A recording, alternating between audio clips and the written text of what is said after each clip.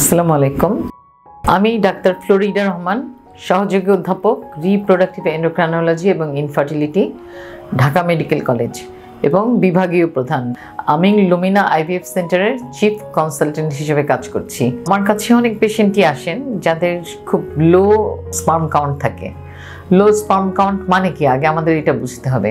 2021-এর guideline অনুযায়ী যদি কোনো পুরুষের সিমেন্ট কনসেন্ট্রেশন টোটাল কাউন্ট 15 মিলিয়নের চেয়ে কম হয় তখন কিন্তু তাকে লো স্পার্ম কাউন্ট বলে। তো এই লো স্পার্ম কাউন্ট যদি হয় তখন আমরা মনে করি যে তাদের ফার্টিলিটি কিছুটা কম।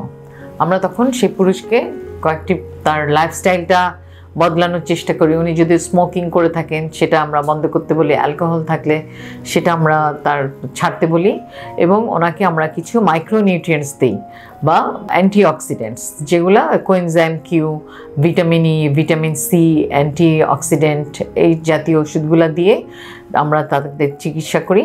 লো স্পার্ম কাউন্টের কিন্তু আবার কতগুলো ক্যাটাগরি আছে। যেমন যদি শুধু 15 মিলিয়ন থেকে 8-10 মিলিয়ন পর্যন্ত থাকে তাদের কিন্তু এই অ্যান্টিঅক্সিডেন্ট, মাইক্রোনিউট্রিয়েন্টস, লাইফস্টাইল মডিফিকেশন এইসব করেই তাদের স্পার্ম কাউন্ট অনেকখানি ভালো হয়ে যায়।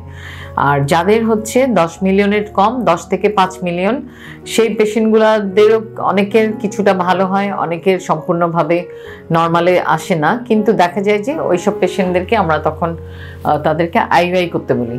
5 মিলিয়নের উপরে যারা, বিশেষ করে 7-8 মিলিয়ন যদি থাকে স্পার্ম কাউন্ট এবং অন্যান্য সমস্যা না থাকে, ফিমেল ফ্যাক্টর, বা যদি তার ফলিকল এগ সুন্দরভাবে তার স্ত্রীর এগ তৈরি হয় প্রতি মাসে, তাহলে কিন্তু তাদের আইভিআইতে সাকসেসফুল হওয়ার সম্ভাবনা অনেক বেড়ে যায়।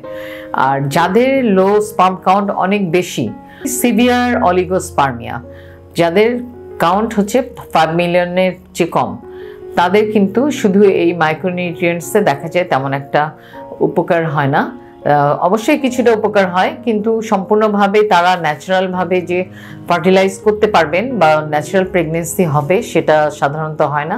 ওইসব পেশেন্টদের অনেক সময় অনেক জটিল কোনো সমস্যা থাকে, যেমন তার হাইপোথ্যালামাস বা পিটুইটারি গ্ল্যান্ড, যেটা ব্রেন থেকে সাপ্লাই দেয় এফএসএইচ, এলএইচ হরমোন, ওইখানে সমস্যা থাকতে পারে। তারপরে তার অন্যান্য জেনেটিক সমস্যা থাকতে পারে, যেমন ক্লাইনফেল্টার সিনড্রোম, অন্ডকোষ বা টেস্টিসে কোনো সমস্যা থাকতে পারে, যার ফলে তার কিন্তু এই হরমোন প্রোডাকশন বেশি হয় বা কম হয় এবং বীর্য উৎপন্ন কম হয়। 5 মিলিয়নের কম যাদের বীর্যর পরিমাণ থাকে সেই সব রোগীদের আমরা সাধারণত আইভিএফ বা ইক্সি করতে বলি।